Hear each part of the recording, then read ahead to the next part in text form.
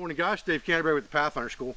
Now I've had a lot of guys asking me when we're going to come out with a 20 gauge 209 shotgun primer adapter to shoot black powder. And we now have those on our website from Short Lane Arms. They are 209 shotgun primer adapters for the 20 gauge single shot to allow you to shoot black powder. Now I thought I'd put a little extra footage in this real quick besides just the announcement that we have the 20 gauge adapter in stock, and talk to you a little bit about the accoutrements I carry and why shoot black powder out of a modern firearm. The fact is, it wasn't very long ago you could walk into any ammo store in the country or gun show and you couldn't hardly find a shotgun round that wasn't 8 or 9 shot. It didn't matter if it was Walmart, didn't matter if it was Gander Mountain, didn't matter if it was the Indiana 1500 gun and knife show. The stuff was hard to find and the price was going up. Same thing with 22 long rifle and all other ammunition. The prices were steadily climbing.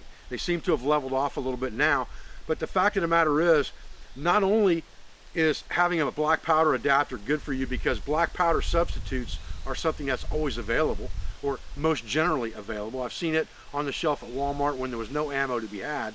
I've seen 209 shotgun primers, and I've seen powders like Pyrodex RS.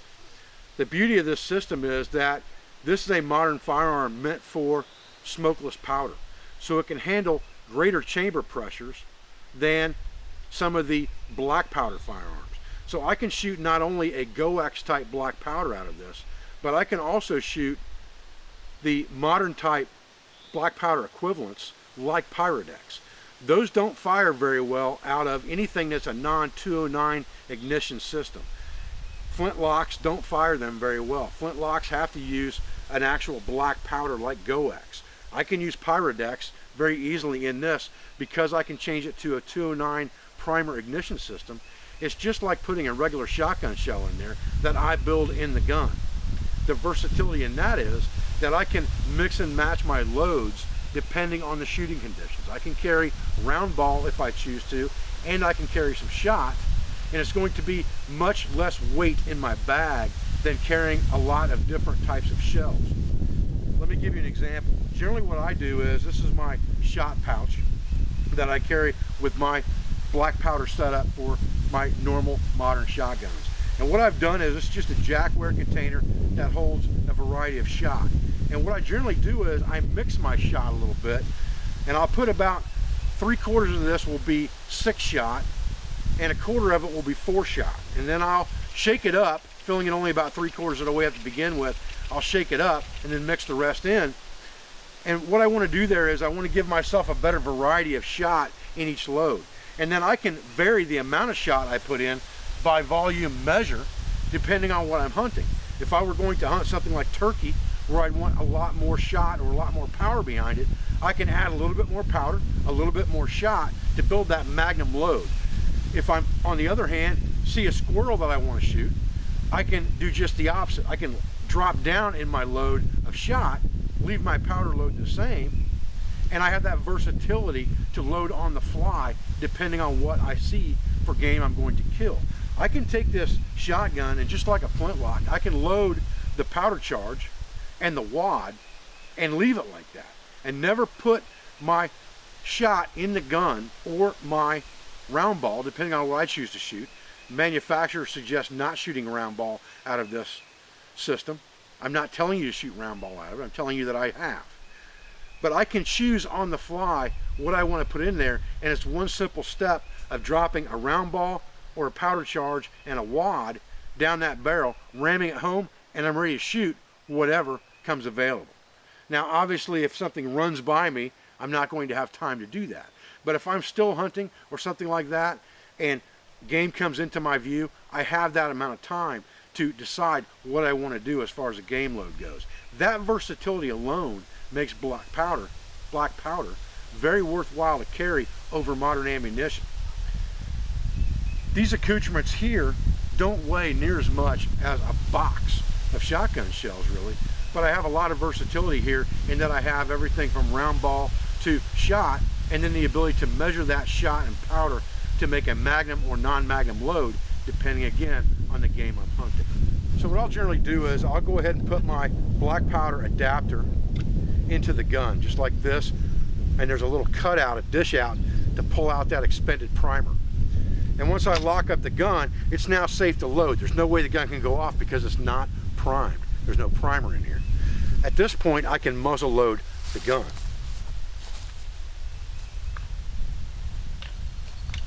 Now I carry in my kit a cleaning rod, which is not necessary because I can just drop a string down through there like a bore snake.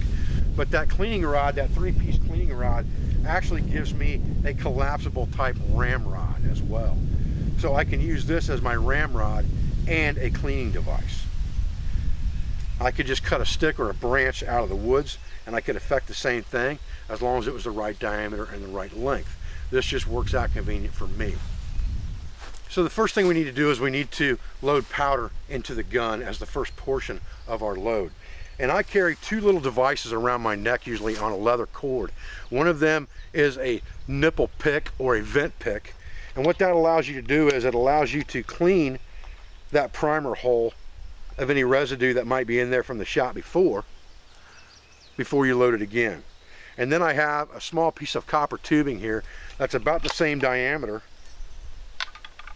as the 20 gauge bore that gives me both powder measure and shot measure by volume.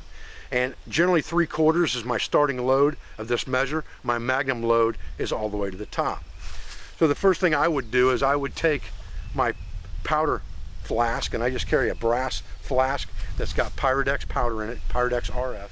So next I'm going to take my powder flask and I'm going to measure out a measure of powder. And this one happens to have a 60 grain nipple that's screwed onto the top of it, and you can buy replacement nipples depending on what measure you want.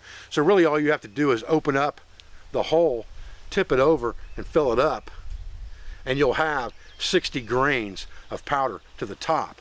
Now understand that when you are using black powder, a good starting load for black powder, or a good starting charge, would be an equal volume of shot and powder to the caliber of the gun. Now this is a 20 gauge shotgun, and gauge is a very old measurement. That means it would make 20 round balls for this gun to a pound of lead. That was 20 gauge. It's 62 caliber. So anything around 60 grains of powder and 60 volume grains, or volume measurement, the same 60, would be a good starting load for shot for this gun, no matter what shot you were using. So we've got our powder in.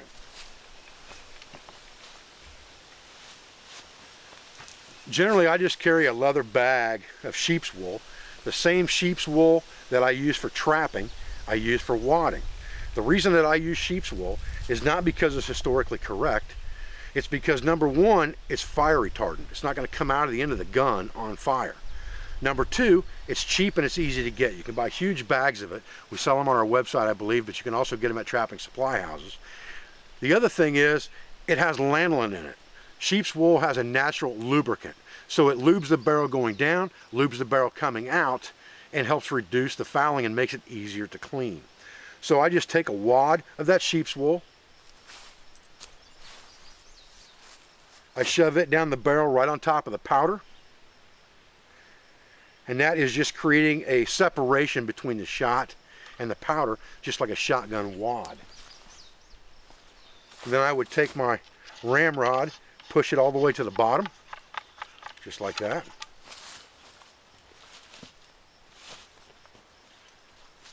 Then we'll take our Jackware shot flask, and I'll just decide how much load I want to put in this gun. I'll pour it into this shot measure. In this case, I'm going to use a little less than 3/4 for a demonstration load. If I were hunting turkey or something like that, I'd fill this thing all the way to the top. Now we're going to dump that down the barrel, which went right on top of that sheep wool wad. Now, if this was a chewed round ball that I put in here, a 60 caliber chewed round ball, I wouldn't need anything over the top of it because the chewed ball is going to hold friction against the sides of the barrel. But because I just put loose shot in here, I need some kind of an over wad. And you can use an overshot card for that you punch out of something like a Celotex material or something like that, or cardboard, or you can just use sheep's wool. And that's what I prefer to use because it's simple. So we ran that down inside the chain, or inside the barrel to the bottom. And now we have created a shotgun load in this gun. Now the only thing that's left to do for us is to charge this gun. Now you have to remember, if you're not going to put your primer in before you load the gun, remember when you open this up that it's going to try to push its way out on you because of the ejector. So you're going to have to kind of hold it with your thumb.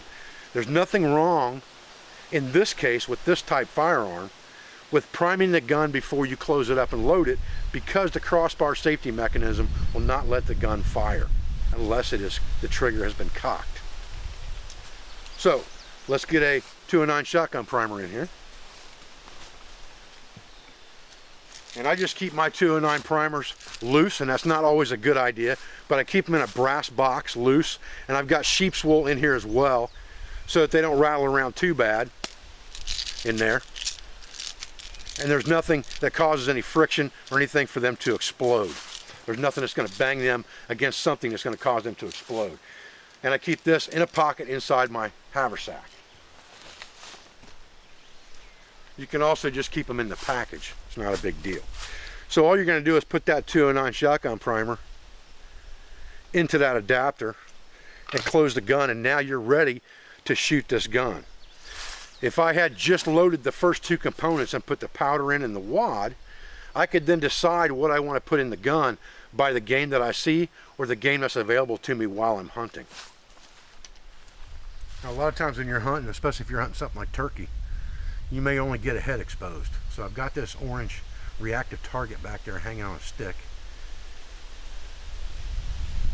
in the back of the classroom, and I'm going to back up off the other side, shoot it, but I'm going to zoom in on it so that you guys can see the reaction of this target to a 20 gauge shot.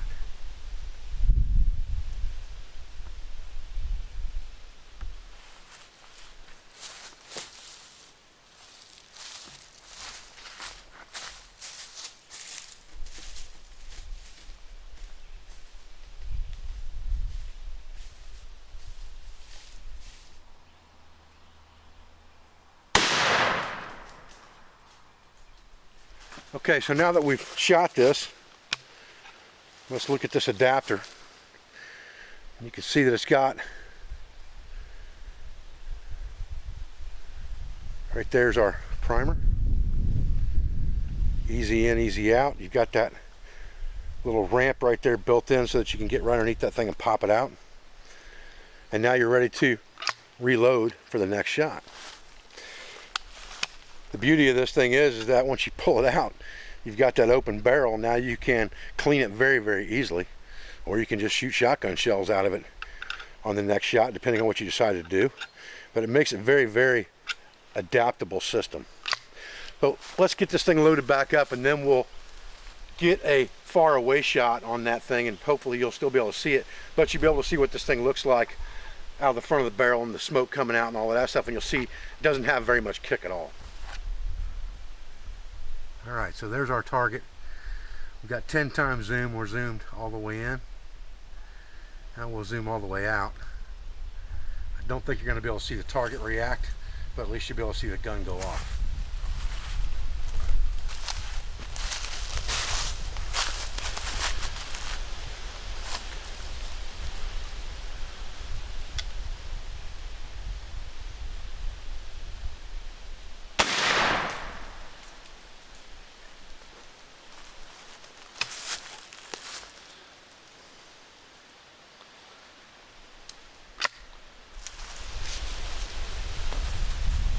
Okay guys, well, I'm Dave Canterbury with Pathfinder School. I appreciate you joining me here today for this quick video on the 209 shotgun primer for the 20 gauge single shot shotgun.